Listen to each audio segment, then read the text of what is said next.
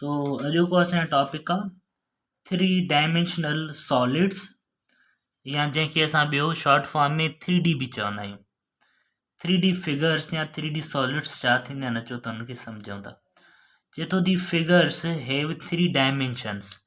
के बि फिगर्स जिन वटि 3 डायमेंशन्स हुजनि, 3 तरफ़ हुजनि त उन्हनि फिगर्स, उन्हनि तस्वीरुनि या उन सूरतुनि खे छा चयो वेंदो आहे? 3D फिगर्स चयो वेंदो आहे या 3 डायमेंशनल सॉलिड्स चयो वेंदो आहे। या ॿिनि लफ़्ज़नि में असां ईअं बि चवंदा आहियूं त के बि ऑब्जेक्ट जेके असांजे आसपास असांजे नज़र पिया हूंदा आहिनि या नज़र ईंदा आहिनि असांखे, जिन खे असां छुई सघंदा आहियूं, के फिज़िकल ऑब्जेक्ट्स जेके हूंदा आहिनि उन्हनि खे असां चवंदा आहियूं 3D ऑब्जेक्ट। काई बि शइ असांजे आसपास जेका हुजे, मसलन हीअ पेन आहे, इहो हिकु 3D ऑब्जेक्ट आहे। या हीअ असांजो जेको पेपर आहे उहो हिकु 3D ऑब्जेक्ट आहे। हीअ पेड आहे या जेका बि असांजे आसपास शइ पई आहे उनखे असां 3D ऑब्जेक्ट चवंदा आहियूं।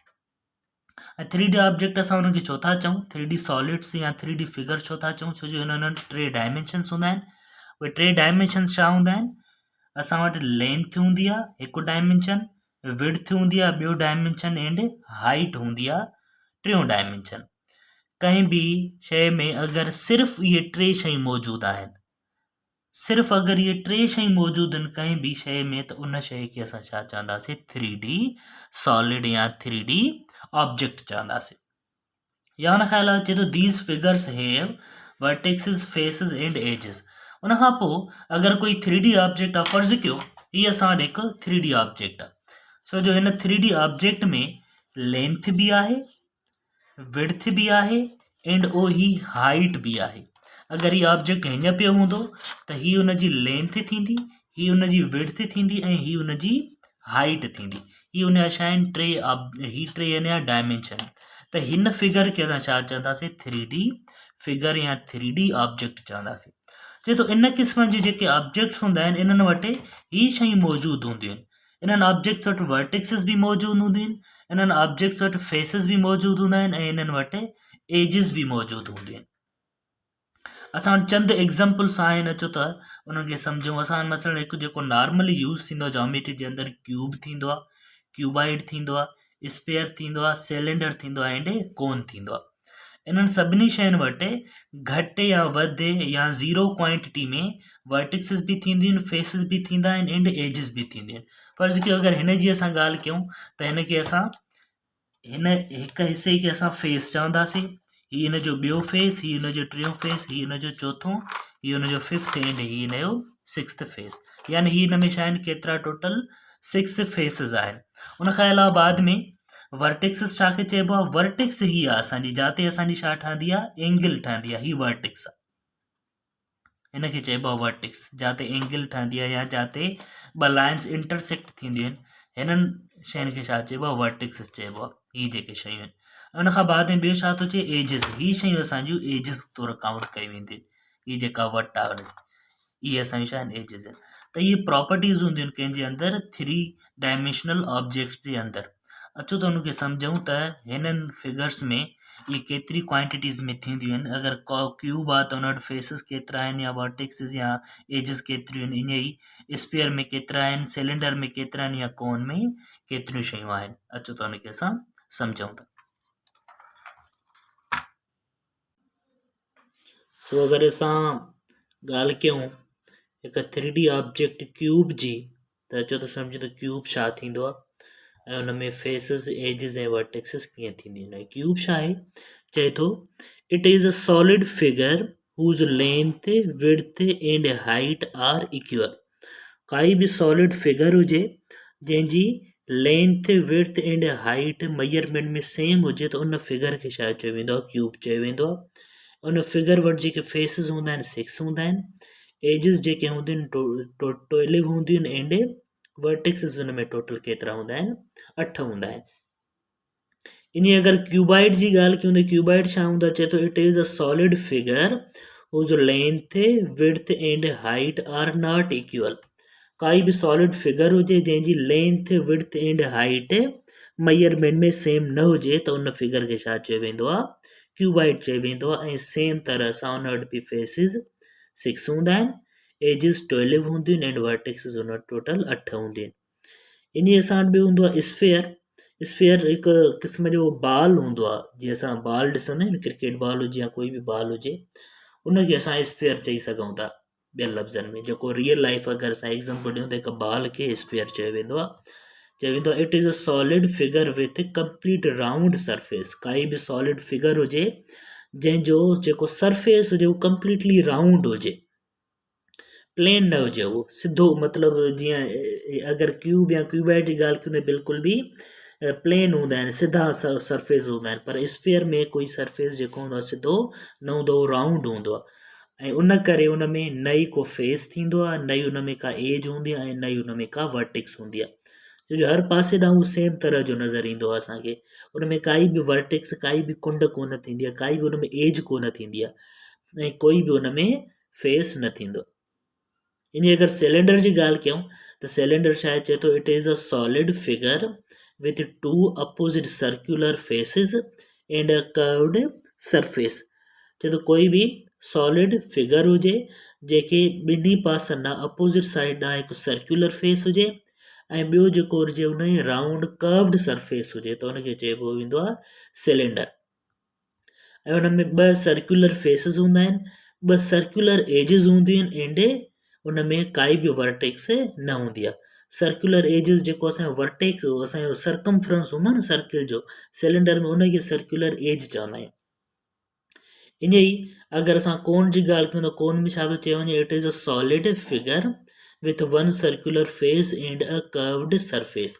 कोई बि सॉलिड फिगर हुजे जंहिं वटि छा हुजे, हिकु सर्कुलर फेस हुजे एंड हिकु कर्व्ड सरफेस हुजे, ऐं उन में जेके असां फेसिस थींदा आहिनि उहे हिकु थींदो आहे, सर्कुलर फेस थींदो आहे, सर्कुलर एज हिकु थींदी आहे, एंड उन में वर्टेक्स बि असां वटि हिकु थींदी आहे। त हीअ असां वटि छा हूंदियूं आहिनि, कॉमन फिगर्स हूंदियूं आहिनि जेके जॉमेट्री में असां यूज़ कंदा आहियूं, ऐं असां हिननि जी एरिया बि फाइंड कंदा आहियूं, हिन जो असां वॉल्यूम बि फाइंड कंदा आहियूं। इहे असां अॻिते हली हिननि खे सम्झंदासीं त हिन जो वॉल्यूम या हिन जो सरफेस एरिया फाइंड कीअं कयो वेंदो आहे। पर अगरि हिन जी हिते हिन लेवल जी ॻाल्हि कजे त हिन लेवल में असां सिर्फ़ु सम्झंदासीं क्यूब एंड क्यूबाइड। त क्यूब जो सरफेस एरिया ऐं क्यूबाइड जो सरफेस एरिया, ऐं हिन ॿिनि जो वॉल्यूम असां कीअं फाइंड कयूं।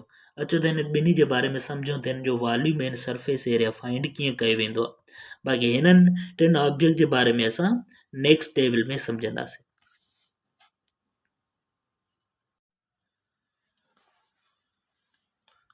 सो अॻिते असां सम्झूं था त सरफेस एरिया छा थींदी आहे। चए थो वञे the measurement of space occupied by the surface of 3D figure.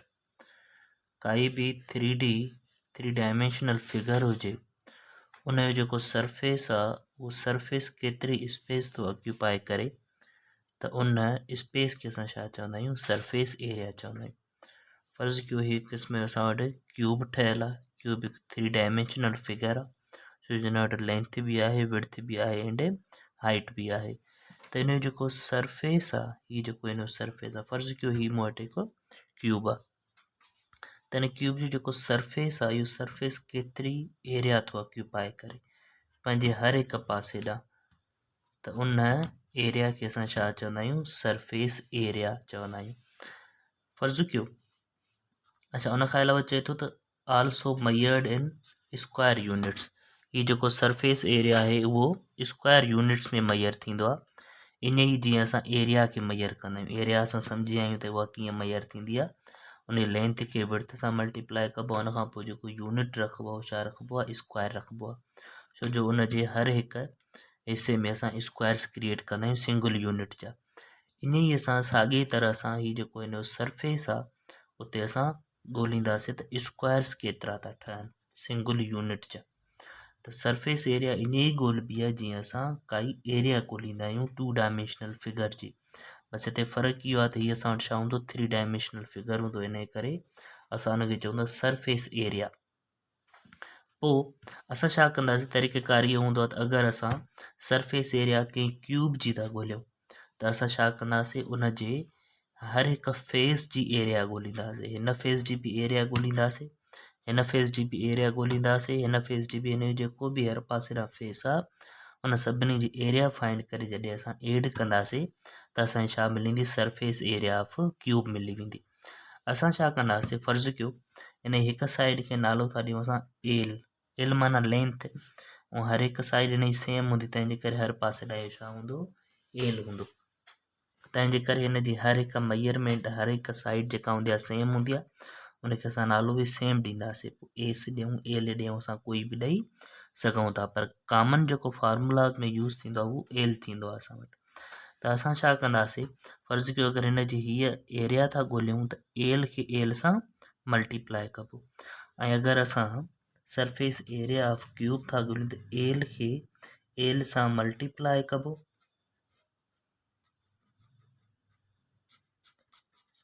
L खे एल सां मल्टीप्लाए कबो। ऐं अगरि असां ॾिसूं त हीअ जेका एल आहे उहा एल सां मल्टीप्लाए थिए थी त एल स्क्वायर थो थी वञे, यानी हिकु कंहिं स्क्वायर जी एरिया थी थी वञे। ऐं ॾिसूं त हर हिकु पासे ॾांहुं हीअ जेका फिगर आहे उहा हिकु स्क्वायर थी ठहे, तंहिंजे करे हीअ केतिरा सरफेस, हिन में सरफेसिस केतिरा आहिनि, टोटल 6 फेसिस हूंदा आहिनि, असां सम्झी आहियूं त 6 टाइम एरिया ऑफ स्क्वायर आहे, त एल स्क्वायर खे असां मल्टीप्लाए कंहिंसां कंदासीं, 6 सां मल्टीप्लाए कंदासीं, त पोइ असांजो फार्मूलो छा थो क्रिएट थिए, 6l स्क्वायर।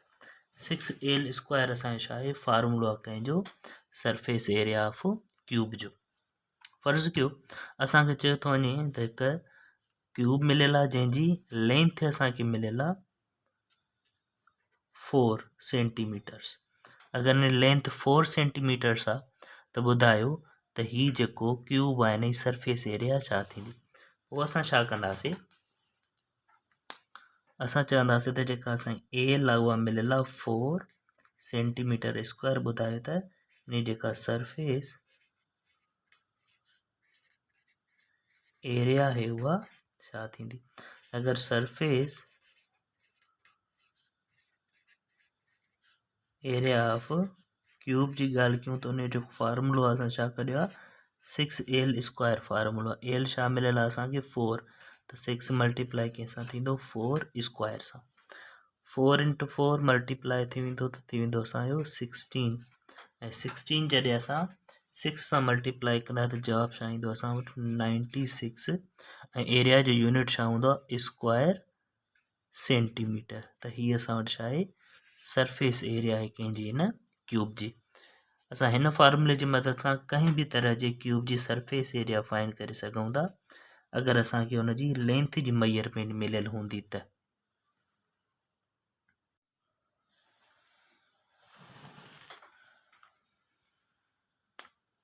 उन खां पोइ असां वटि सरफेस एरिया ऑफ क्यूबाइड। कोई क्यूबाइड मिलियल हूंदो त हुन जी सरफेस एरिया असां फाइंड कीअं कंदासीं। असां सम्झी विया त क्यूबाइड छा खे चइबो आहे, जंहिंजी लेंथ, विड्थ एंड हाइट हिक ॿिए जे बराबरि न हुजनि। अगरि लेंथ, विड्थ एंड हाइट हिक ॿिए जे बराबरि न हुजनि त उन फिगर खे असां चवंदा आहियूं क्यूबाइड। ऐं अगरि इन तरह जी फिगर हूंदी त उनजो सरफेस एरिया असां फाइंड कीअं कंदासीं। ऐं सरफेस एरिया जे बारे में असां सम्झो आहे त कोई बि क्यूबाइड जंहिंजो जेको कोई बि 3D फिगर जंहिंजो जेको सरफेस आहे उहो जेका स्पेस ऑक्यूपाए कंदो आहे त उनखे सरफेस एरिया चइबो आहे। फ़र्ज़ु कयो असां वटि हीअ हिकु क्यूबाइड आहे, उहो इन करे छो जो हिन जी लेंथ, विड्थ ऐं हाइट जेका आहे उहा मेजरमेंट में सेम कोन्हे का, तंहिंजे करे असां हिन फिगर खे, हिन ऑब्जेक्ट खे छा था चऊं, क्यूबाइड था चऊं। त हिन जो सरफेस एरिया कीअं फाइंड कंदासीं। सरफेस एरिया जो हिते मतिलबु छा आहे, हिन जो जेको फेस आहे उहो केतिरी एरिया थो वालारे हर हिकु पासे ॾांहुं। असां हर हिकु साइड ॾांहुं ॾिसंदासीं त हिन जो जेको फेस आहे हुनजी एरिया केतिरी आहे। पोइ उन लाइ अगरि असां ॾिसूं त हीअ जेको फिगर आहे उनजी जेका लेंथ आहे ऐं उनजी जेका विड्थ आहे ऐं उनजी जेका हाइट आहे उहा मेजरमेंट में सेम कोन्हे का, तंहिंजे करे हिन जो जेको फार्मूलो ठहंदो उहो कुझु चेंज ठहंदो, क्यूब वांगुरु हिन जो फार्मूलो कोन ठहंदो। पोइ अगरि असां हिन जो फार्मूलो क्रिएट कयूं त कीअं क्रिएट कंदासीं, असां छा कंदासीं, पहिरियां हिन फेस जी अगरि एरिया फाइंड कयूं त एरिया कीअं ॻोल्हिबी, लेंथ खे मल्टीप्लाए कबो विड्थ सां, त असां फार्मूले में छा लिखंदासीं, लेंथ मल्टीप्लाए बाय विड्थ। ऐं यकीनन ॾिसूं त हीअ सेम फेस वरी हिन पासे ॾांहुं बि आहे, हिन जो जेको हीअ फेस आहे उहो साॻियो ई हिन पासे ॾांहुं बि मौजूदु आहे, तंहिंजे करे सेम फेस 2 टाइम आहे त हीअ मल्टीप्लाए कंहिंसां थींदो, 2 सां थींदो। उन खां पोइ वरी प्लस में अगरि हिन फेस जी ॻाल्हि कयूं त हीअ साॻी लेंथ आहे मल्टीप्लाई कंहिंसां थी थिए हाइट सां, त असां छा कंदासीं लेंथ मल्टीप्लाई बाय हाइट कंदासीं। वरी ॾिसूं त हीउ साॻियो ई जेको सरफेस आहे उहो हिन पासे ॾांहुं बि आहे, त सेम तरह सां इहो छा थींदो मल्टीप्लाई बाय 2 थी वेंदो, छो जो हिन में टोटल 2 फिगर्स आहिनि जेके असांजूं सेम मेजरमेंट जूं आहिनि। ही ॿ सेम मेजरमेंट जूं 2 हुयूं ऐं ही ॿ सेम मेजरमेंट जूं हुयूं। टोटल हिन में जेके फेसिस हूंदा आहिनि उहे 6 हूंदा आहिनि। 4 थी विया, बाक़ी 2 फेसिस रहंदा, हिकु ही फेस असांजो, हिकु ही फेस। हिन में करे ॾिसूं त हीअ असांजी विड्थ आहे, यानी ही विड्थ थींदी ऐं ही असांजी हाइट थींदी। त साॻी तरह सां plus width multiply by height, same तरह सां ही बि 2 आहिनि असांजा, तंहिंजे करे छा थींदो मल्टीप्लाई बाय 2 थींदो। त हीअ असांजो छा आहे फार्मूलो आहे, जंहिं फार्मूले जी मदद सां असां सरफेस एरिया फाइंड करे सघूं था कंहिंजी क्यूबाइड जी। पर हिनखे अञा थोरो सिंप्लीफाई करे सघिजे थो, कीअं 2 हिन ॿिन्ही मां टिनी मां असां कॉमन कढूं था, अंदरि छा बचंदो एल इंटू डब्ल्यू प्लस में एल इंटू एश प्लस में डब्ल्यू इंटू एश, यानी लेंथ मल्टीप्लाई थींदी विड्थ सां प्लस थींदो लेंथ मल्टीप्लाई थींदी हाइट सां एंड प्लस थींदो विड्थ मल्टीप्लाई थींदी हाइट सां। त अगरि हिन फार्मूले खे रखी करे असां वैल्यूज़ पुट करे सिंप्लीफिकेशन कंदासीं त असांखे क्यूबाइड जी सरफेस एरिया मिली वेंदी। फ़र्ज़ु कयो कीअं, अगरि असांखे चयो थो वञे त हिन जी जेका ही लेंथ आहे उहा बराबरि आहे 5 सेंटीमीटर्स जे, जेका विड्थ आहे उहा बराबरि आहे हिन जी 3 सेंटीमीटर्स जे, ऐं जेका हिन जी हाइट आहे उहा बराबरि आहे 4 सेंटीमीटर्स जे। त ॿुधायो त हीउ जेको क्यूबाइड आहे उनजी जेका सरफेस एरिया उहा छाजे बराबरि थींदी। असां छा कंदासीं वैल्यूज़ पुट कंदासीं, कीअं सरफेस एरिया जो फार्मूलो असां छा सम्झी वियासीं त सरफेस एरिया ऑफ क्यूबाइड कीअं फाइंड थींदी, 2 मल्टीप्लाई थींदो एल डब्ल्यू प्लस एल एश प्लस में डब्ल्यू एश सां। त फार्मूले में वैल्यूज़ पुट कंदासीं, 2 असां रखंदासीं सेम, लेंथ छाजे बराबरि आहे 5 जे मल्टीप्लाई बाय विड्थ सां, त विड्थ छाजे बराबरि आहे 3 जे, प्लस में लेंथ छाजे बराबरि आहे 5 जे, हाइट छाजे बराबरि आहे 4 जे, वरी प्लस में विड्थ छाजे बराबरि 3 जे, मल्टीप्लाई कंहिंसां थींदी 4 सां। सिंप्लीफाई कयो, 2 सेम, 3 इंटू 5 थींदो 15, प्लस में 5 इंटू 4 थींदो 20, प्लस में 3 इंटू 4 थींदो 12। जॾहिं असां हिन टिनी वैल्यूज़ खे एड कंदासीं त असांजो जवाबु छा ईंदो 15 एंड 12 थींदो 27, 27 एंड 20 थींदो असांजो 47। 47 खे जॾहिं 2 सां मल्टीप्लाई थींदो जवाबु असां वटि ईंदो 94, यूनिट छा रहंदो स्क्वायर सेंटीमीटर्स। त हीअ असांजी छा आहे सरफेस एरिया आहे कंहिंजी क्यूबाइड जी। त surface area of cuboid find करण जे लाइ तरीक़ेकार हीअं हूंदो आहे, इन जो फार्मूलो असां हीअ रखंदा आहियूं। जेको बि क्यूबाइड मिलियल हूंदो उन जो फार्मूलो सेम हूंदो, असां वटि लेंथ बि मिलियल हूंदी, विड्थ बि मिलियल हूंदी एंड हाइट बि मिलियल हूंदी। उहे वैल्यूज़ रखी करे असां छा कंदासीं सिंप्लीफाई कंदासीं। उन खां पोइ आहे वॉल्यूम। वॉल्यूम छा थींदी आहे, छा थींदो आहे अचो त सम्झूं। चए थो the measurement of space occupied by 3D object, कोई भी 3D ऑब्जेक्ट हुजे उहो केतिरो स्पेस थो ऑक्यूपाई करे 3 डायमेंशनली। सरफेस एरिया छा हूंदो आहे 2 डायमेंशनली हूंदी आहे, वॉल्यूम छा हूंदो 3 डायमेंशनली हूंदो आहे। त कोई बि 3D ऑब्जेक्ट इन इन्वायरमेंट में केतिरी स्पेस ऑक्यूपाई थो करे उन स्पेस खे छा चयो वेंदो आहे वॉल्यूम चयो वेंदो आहे। फ़र्ज़ु कयो हीअ अगरि पेन आहे हिते हिन इन्वायरमेंट में पई आहे, त हिन पेन कंप्लीट केतिरी एरिया ऑक्यूपाई कई आहे 3 डायमेंशनली, हिन स्पेस केतिरी वालारी आहे 2 माना प्लेन में एंड हाइट में, उनखे वॉल्यूम चइबो आहे। ईअं ई अगरि हीअ हिकु बॉक्स आहे हिन केतिरी स्पेस ऑक्यूपाई कई आहे 3 डायमेंशनली, हिनखे चयो वेंदो आहे वॉल्यूम। ईअं ई अगरि हिन जी असां ॻाल्हि कयूं त हीअ ऑब्जेक्ट जेको आहे हिन केतिरी स्पेस ऑक्यूपाई कई आहे, कोई बि ऑब्जेक्ट जेको असांजे आसपास पियो आहे उहो जेका बि स्पेस ऑक्यूपाई कंदो आहे उनखे असां छा चवंदा आहियूं वॉल्यूम चवंदा आहियूं। ऐं चए थो वञे वॉल्यूम कीअं फाइंड कयो वेंदो आहे, fitting the cubes of 1 unit in the space. Volume कीअं ॻोल्हींदासीं, कोई बि ऑब्जेक्ट हुजे हुन ऑब्जेक्ट में ॾिसंदासीं त हिकु यूनिट जा केतिरा क्यूब्स समायल आहिनि, त उन्हनि क्वांटिटी ऑफ क्यूब्स खे छा चयो वेंदो आहे, वॉल्यूम चयो वेंदो आहे। फ़र्ज़ु कयो हीअ असां वटि हिकु क्यूब आहे, हिन क्यूब में अगरि असां सिंगल यूनिट जा क्यूब्स फिट कयूं त केतिरा फिट थींदा। फ़र्ज़ु कयो अगरि असां ॻाल्हि था कयूं त हीअ जेको क्यूब आहे उन जो हीअ जेका डिस्टेंस आहे उहा 3 आहे, हीअ बि जेका डिस्टेंस आहे उहा बि 3 आहे, हीअ बि डिस्टेंस बि 3 आहे, हेॾां बि डिस्टेंस 3 आहे, यानी हिन जी हर हिकु जेका मेजरमेंट आहे उहा सेम आहे, लेकिन हीअ जेका हाइट आहे उनजी उहा बि 3 आहे। इन जे करे हीअ जेको शेप आहे उहो 3 डायमेंशनली आहे, छो जो अच्छा हिकु 3 डायमेंशनली आहे, ॿियो हिन जी length width and height measurement में सेम आहिनि, तंहिंजे करे हिनखे असां छा था चऊं, क्यूब था चऊं। ऐं हिन में सिंगल यूनिट जा केतिरा क्यूब्स समायल आहिनि, उहो सिंगल यूनिट जा जेतिरा बि क्यूब समायल हिन में हूंदा त उन जी क्वांटिटी खे असां छा चवंदासीं, वॉल्यूम चवंदासीं।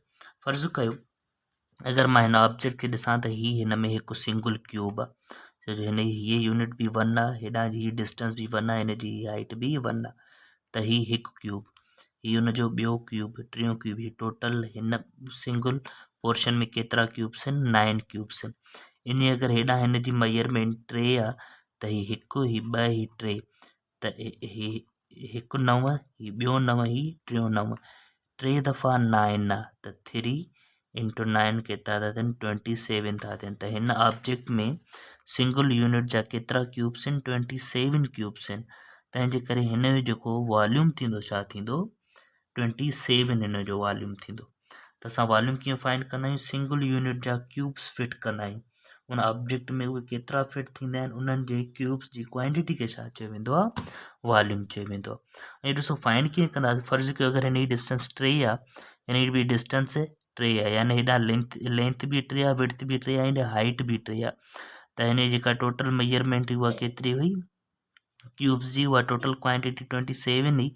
अगरि हिन खे हिन सां मल्टीप्लाई कंदासीं 3 3 त 9, एंड 9 इंटू 3 27, यानी अगरि लेंथ विड्थ एंड हाइट टिनी खे मल्टीप्लाई कयूं था त असां 27 थो अचे, त हिन जो मतिलबु त हिन जी क्वांटिटी ऑफ क्यूब्स कीअं फाइंड कंदासीं, जॾहिं हिन जी लेंथ विड्थ एंड हाइट खे हिक ॿिए सां मल्टीप्लाई कबो त असांखे हिन जी क्वांटिटी ऑफ क्यूब्स मिली वेंदो। त असां कीअं कंदासीं, फार्मूलो कीअं क्रिएट थींदो, इन जेका क्यूब जी जेका साइड आहे उनखे नालो था ॾियूं असां एल, त एल मल्टीप्लाई थींदी एल सां, एंड आख़िर में मल्टीप्लाई थींदी एल सां।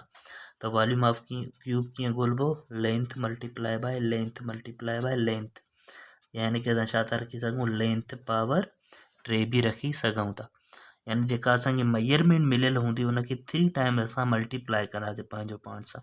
फ़र्ज़ु कयो कीअं, असांखे चए थो वञे त हिन जी जेका लेंथ आहे उहा आहे 5 सेंटीमीटर, लेंथ केतिरी रहंदी, 5 सेंटीमीटर, त ॿुधायो हिन जो जेको वॉल्यूम आहे उहो केतिरो थींदो। असां छा कंदासीं, लिखंदासीं त वॉल्यूम